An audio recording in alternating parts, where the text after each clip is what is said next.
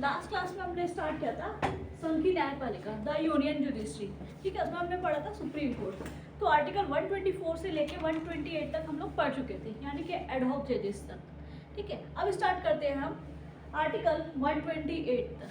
128 से 128 क्या कहता है आपका कि अटेंडेंस ऑफ रिटायर्ड जजेस at sitting on the Supreme Court. ठीक है, अटेंडेंस की बात क्यों की जा रही है, अपॉइंटमेंट की बात क्यों नहीं की जा रही है। ठीक है, तो अपॉइंटमेंट ये है कि परमानेंट किसी को अपॉइंट कर दिया उस डेजिग्नेशन के लिए कि सुप्रीम कोर्ट के जज के लिए। ठीक है, उसके बाद क्या है कि ये रिटायर्ड जजेस हैं। मान लीजिए कोर्ट में नीड पड़ी जजेस की, तो उनको, लेकिन इनको क्या होता है कि सारी पावर्स दी जाएगी। ठीक है, इनके पास सारी पावर्स रहेगी, डिसीजन रहेंगे, बट कोर्ट, सुप्रीम कोर्ट के जजेस रिटायर नहीं किए जाएंगे।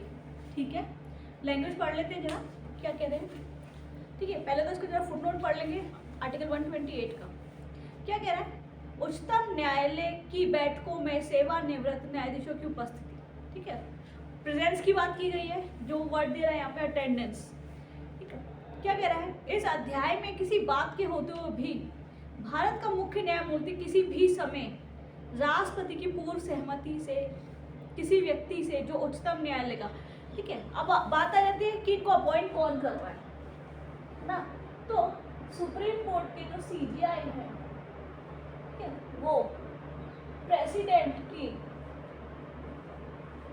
परमिशन से करेंगे। अब वो कौन होने चाहिए, क्या उनकी डेजिग्नेशन रहनी चाहिए।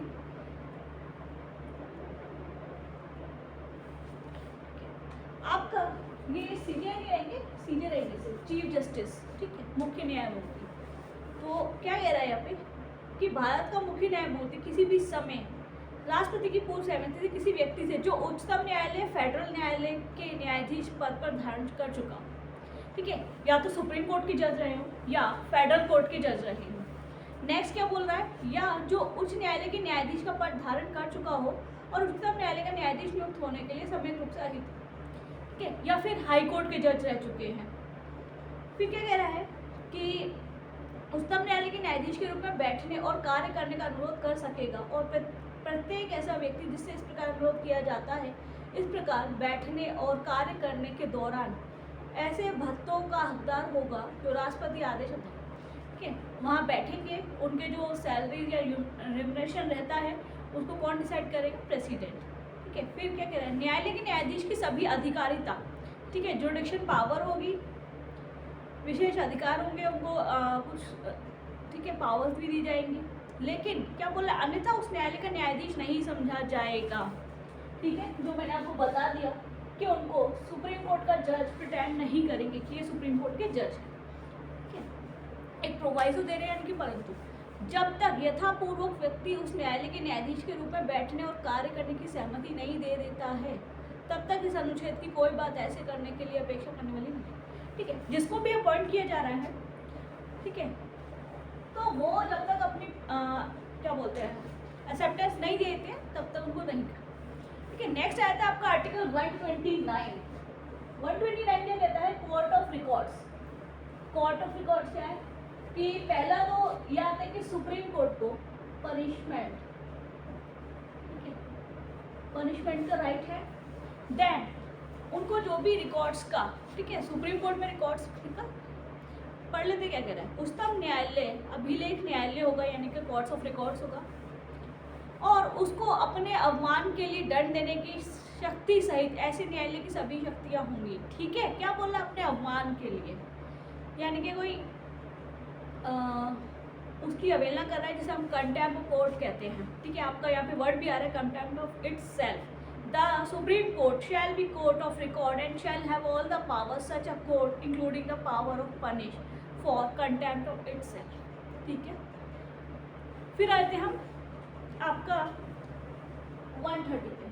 130 क्या कह रहा है, सीट ऑफ सुप्रीम कोर्ट। ठीक है, अब ये जो सीट है आप कहेंगे कि ये क्या है, तो ये है प्लेस से मतलब कि सुप्रीम कोर्ट का प्लेस क्या रहेगा। ठीक है, आपका 130 क्या कहता है, उच्चतम न्यायालय का स्थान, और इंग्लिश में आपका सीट वर्ड यूज हो रहा है। क्या है कि पढ़ लेते जरा। उच्चतम न्यायालय दिल्ली में अथवा ऐसे अन्य स्थान या स्थानों में अधिविष्ट होगा जिन्हें भारत का मुख्य न्यायमूर्ति, ठीक है, सीजीआई की बात की, चीफ जस्टिस ऑफ इंडिया, राष्ट्रपति के अनुमोदन से समय समय पर नियत कर।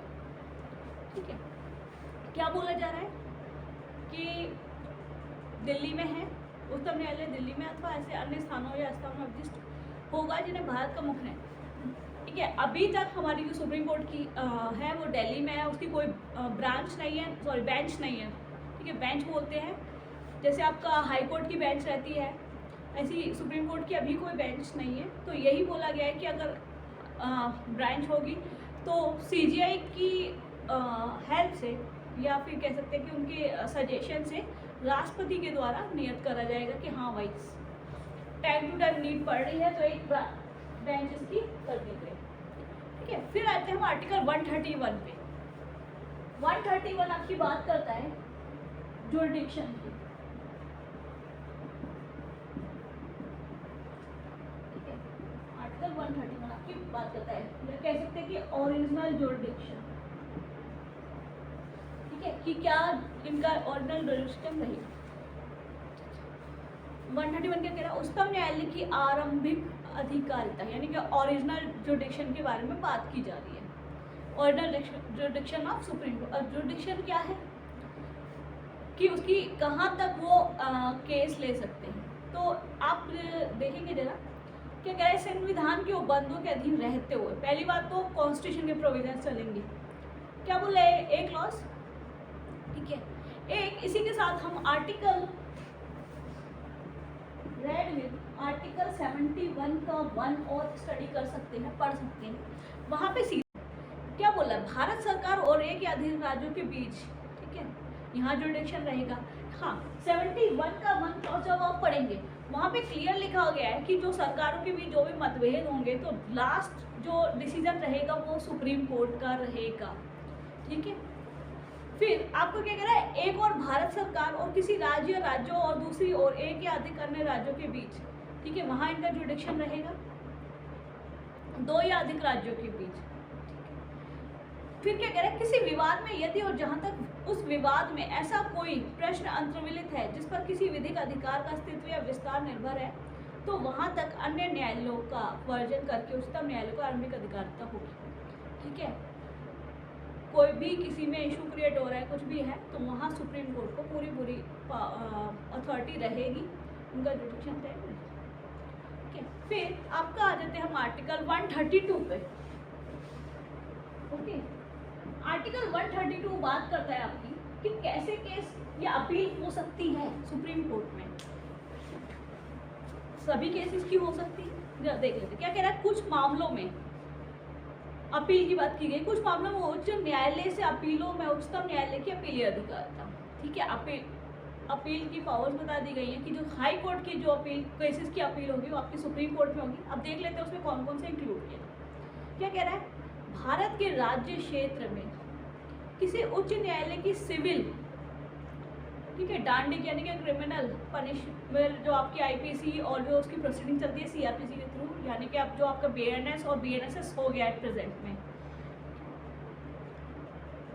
या अन्य कार्य में दिए गए किसी निर्णय, ठीक है, जजमेंट की बात की जा रही है, डिक्री की बात की जा रही है, या अंतिम आदेश यानी कि लास्ट जो ऑर्डर दे दिए गए हैं कि अपील उच्चतम न्यायालय में होगी यदि वे अनुच्छेद, ठीक है, इस चीज़ को अभी छोड़ दिए पैरा को, कि उस मामले में संविधान के निर्वचन के बारे में विधि का कोई सारवान प्रश्न है। क्या कहा गया है कि सिविल की सिर्फ प्रोसीडिंग होगी, क्रिमिनल की होगी। ठीक है, यानी कि आपका हाई कोर्ट से जो भी डिसीजन रहा, जजमेंट रहा, ठीक है, डिक्री रही, ऑर्डर रहे, उनकी अपील आपकी सुप्रीम कोर्ट में होती। ठीक है, यही कह रहा है आपका 132। फिर आते हैं हम आर्टिकल 133 पे। 133 क्या कह रहा है,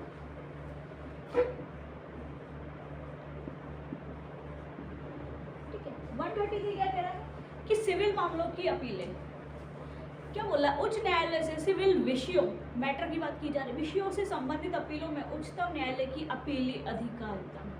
ठीक है, यानी कि सुप्रीम कोर्ट के जो भी सिविल मैटर हैं उनसे संबंधित जो भी अपील होंगी उच्चतम न्यायालय की अपीली अधिकारिता रहेगी, वहाँ अपील कर सकते हैं।